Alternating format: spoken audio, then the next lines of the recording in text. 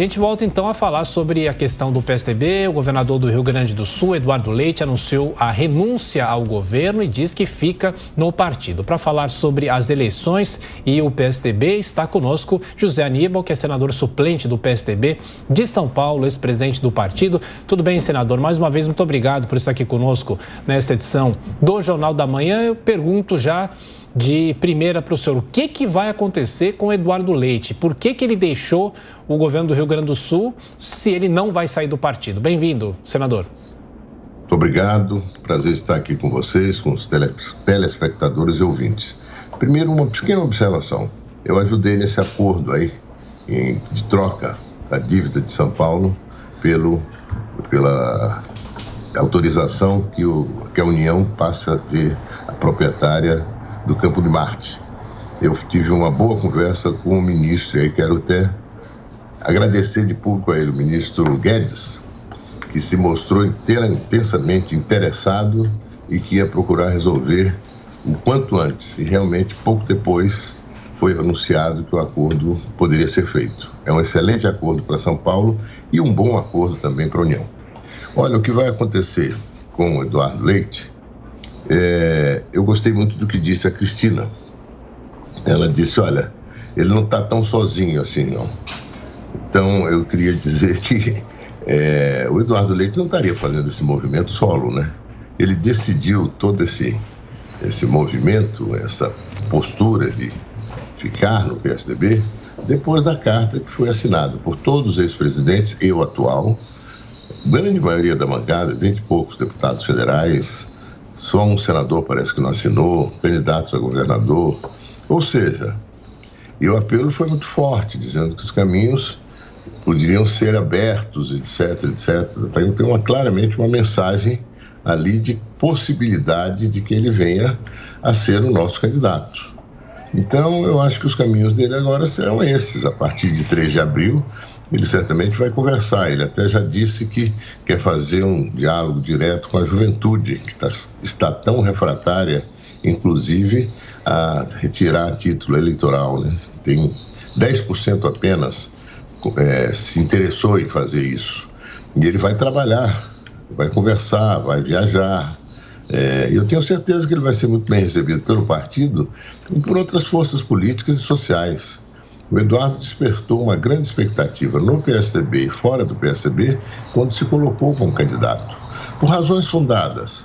Ele não é uma pessoa de ficar estimulando conflitos, né? Ele acha que tem que procurar focar os desafios e trabalhar para resolvê-los, agregar, juntar gente. O Brasil precisa muito de enfrentar desafios que não podem mais estar presentes na nossa vida, dificultam muito melhorar a vida das pessoas. Metade dos brasileiros estão com fome, estão na iminência de viver na indigência.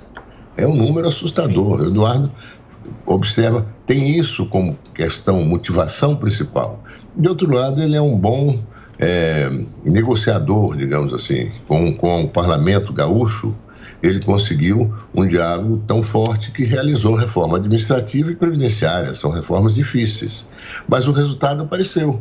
O Rio Grande do Sul passou a pagar salário em dia, voltou a investir fortemente. Hoje tem investimentos em todas as áreas, inclusive em meio ambiente, não é? E, portanto, ele é uma pessoa que mostrou que é assertivo, é agregador e é capaz de dialogar com o parlamento com altivez. Tudo isso o qualificam para andar pelo Brasil agora e ver se isso vai mudar, levar uma mudança nesse quadro de sucessão presidencial. Vi também que algum de vocês falou sobre prévias. As prévias foram realizadas, teve um vencedor, o atual governador de São Paulo. Ocorre que 4 meses depois das prévias e 3 anos depois de se colocar como candidato com muita clareza, o governador de São Paulo não conseguiu deslanchar. E tem uma rejeição que é forte. As bancadas, os deputados federais, estaduais, os senadores, os governadores, claro que estão se preocupando cada vez mais. Se o nosso candidato não deslancha, isso impacta a candidatura deles também. Senador. É isso que faz com que o Eduardo surja agora como um político que pode dispor de uma condição que o leve a mudar a posição do PSDB contra o candidato. Senador, na sequência, a pergunta de Cristina Grêmio. Cristina.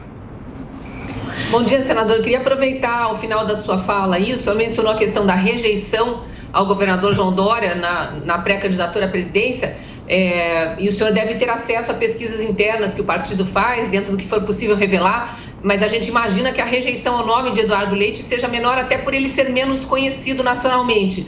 Existe a intenção, na sua opinião, de trabalhar o nome dele nacionalmente antes da convenção do partido? Ou isso configuraria já uma propaganda contra o atual candidato escolhido nas prévias?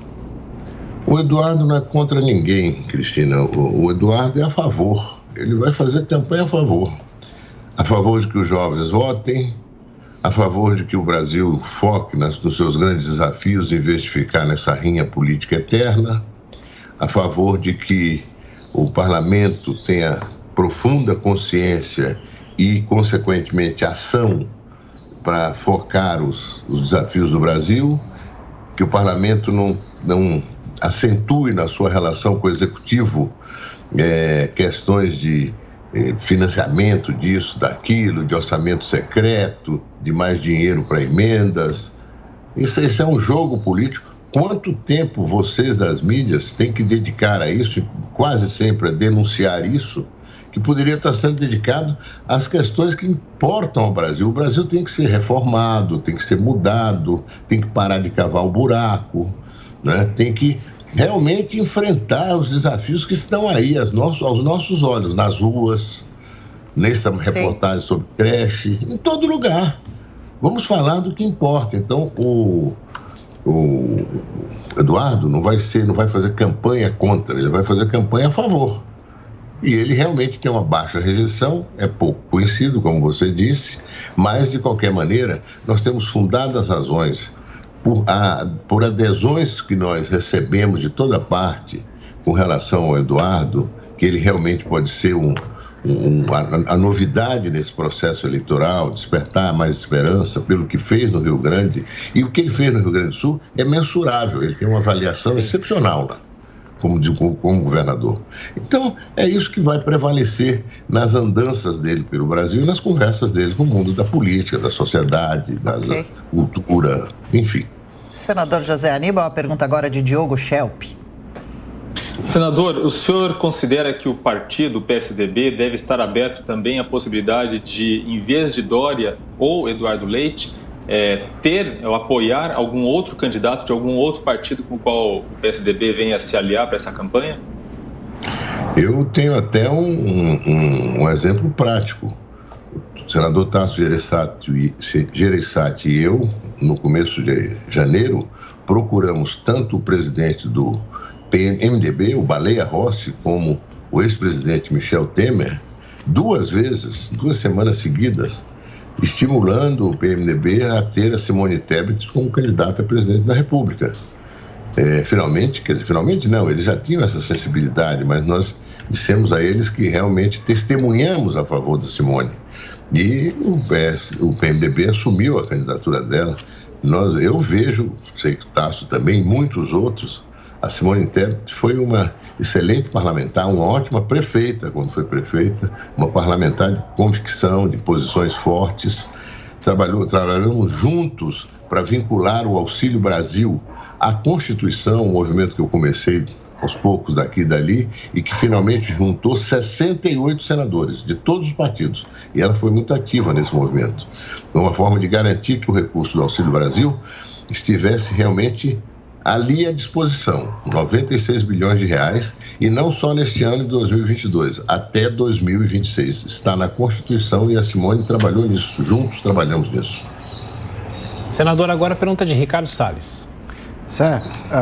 O Dória comentou, que inclusive está nos jornais hoje, que as prévias são irrevogáveis e que mexê-las seria golpe.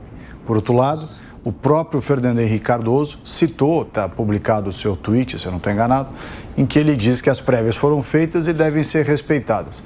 Qual seria, portanto, diante de 2 posições tão firmes a favor da manutenção do resultado das prévias, portanto, da candidatura do Dória, qual seria o caminho jurídico ou estatutário no PSDB para reverter isso, caso não haja o convencimento do governador João Dória em abrir mão da sua candidatura? Olha, a dimensão política, sabe? Se você falou estatutário, direito, a dimensão política, a maioria. Já na carta você tem uma maioria de lideranças políticas pedindo para que o Eduardo fique, e fique porque o caminho poderia ser aberto, não é? Essa história de golpe, vamos ponderar isso melhor, né? Golpe é quando você infringe um regramento constitucional, infringe um regramento estatutário do partido e tal. No caso, nós fizemos um procedimento, fizemos uma indicação, demos essa indicação para o Dória, mas não demos o partido para o Dória. O partido se mantém na sua inteireza e ele pode arbitrar numa direção diferente. Agora, isso só acontecerá se houver a motivação, a mobilização da intenção de voto, não é?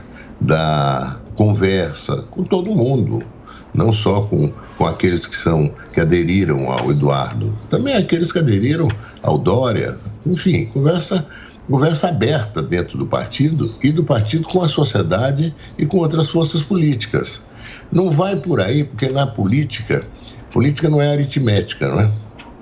A adesão, quer dizer, o presidente Fernando Henrique fazer a manifestação dele é importante.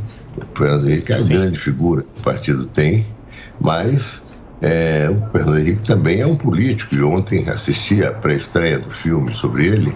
É um político que entende que as correlações de forças se mudam, né, no correr do tempo. E, sobretudo, quando você tem uma dificuldade enorme em função de uma opção feita, de atingir o objetivo que você se propõe. Aí você tem que mudar. Ou então você se compromete com erro, o que não é razoável, né? Senador José Aníbal, mais uma vez, obrigado pela atenção, pela gentileza com os ouvintes, espectadores da Jovem Pan. Até a próxima. Um abraço. Muito obrigado, bom dia, bom trabalho para vocês. Obrigado.